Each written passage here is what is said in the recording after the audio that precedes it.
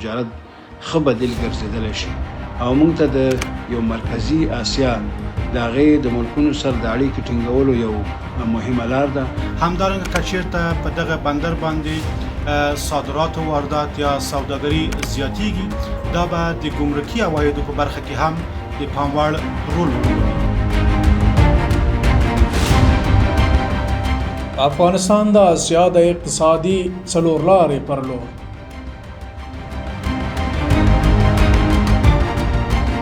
افغانستان چې د ورېښمو د لارې د مهمې څلورلارې په توګه پیژندل کېږي نن ورځ د اسلامي نظام تر چتر لاندې د خپل ستراتیژیک موقعیت د بیا ترلاسه کولو په حال کې دی، څو د مرکزي آسیا، جنوبي آسیا او منځني ختیځ ترمنځ نښلونکی رول ولوبوي.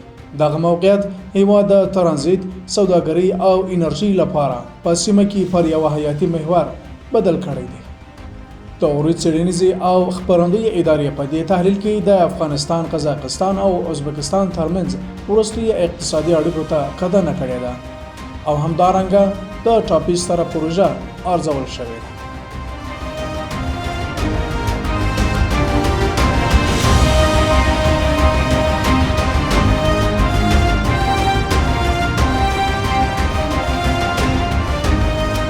د سرتاسري امنیت له څامین او د اقتصادي تعاملاتو له زیاتېدو سره د افغانستان، ازبکستان او قزاقستان اړیکې یوې نوې مرحلې ته داخله شوې دي. داسې مرحله چې پر ګډو ګټو، اقتصادي همکاریو او د سیمې د راتلونکي پر واقع بینانه لید ولاړه ده.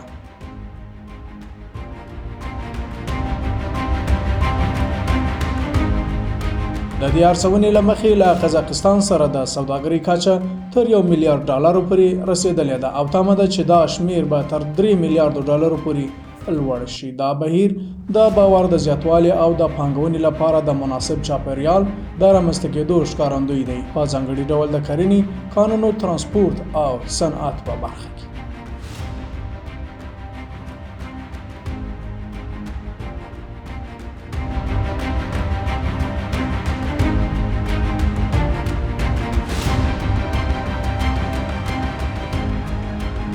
په 1440 شمسي کال کې 1,03,940 واګونه او 4,610 فوټه کانټینر تجارتي توکي وارد او صادر شوي چې په وارداتي توکو کې نفتي، غیر نفتي، خوراکي او ساختماني مواد شامل دي.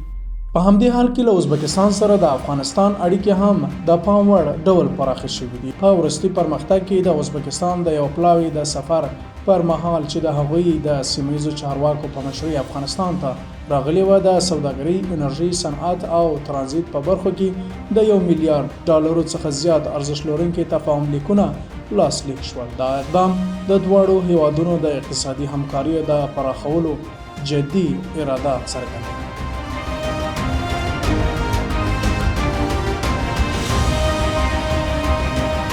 در نتیجه سفرهای اخیر حیات تجارتی دو کشور قراردادهای به ارزش بیشتر از $1 میلیارد میان سکتورهای خصوصی دو کشور به امضا رسیده است.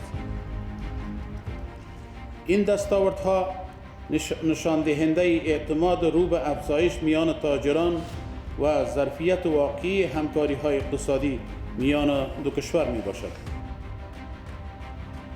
ازبکستان د جنوبي آسیا بازارونو ته د لاسرسي لپاره د افغانستان له لارې اړتیا لري او هڅه کوي خپل اقتصادي حضور په دې هېواد کې پیاوړی کړي. په مقابل کې افغانستان ازبکستان د ټکنالوژي د لیږد، د عصري کرنې د پراختیا او د بنسټیزو پروژو د ودې لپاره یو مهم شریک ګڼي.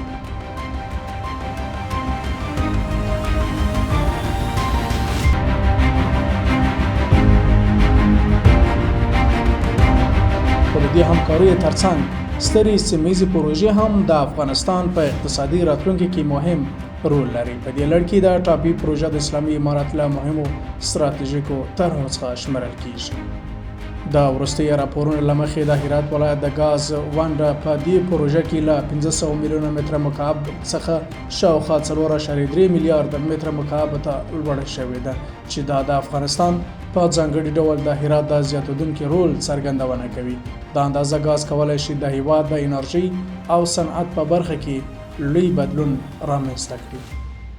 کارپوهان وایي چې یوازې د 1 میلیارډ متر مکعب ګاز کارول کولی شي په کال کې تر 900 میلیونه ډالرو پورې اقتصادي سپما رامنځته کړي او د زرګونو کسانو لپاره د کار زمینه برابره کړي. همدارنګه د برېښنا پر ځای د ګازو کارول کولی شي د انرژۍ لګښتونه له 15 تر 25 سلنه پورې راکمې کړي چې دا موضوع به د صنعتونو پر ودې او د تولید پر کمښت مستقیم اغیز ولري.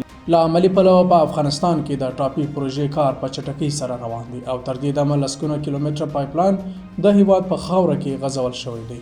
د رسمي اعلانونو له مخې د دې پروژې لومړی پړاو به د 2024 میلادي کال تر پایه په هرات ښار کې بشپړ شي چې دا به په هېواد کې د دې پروژې د عملي ګټې اخیستنې پیل وي.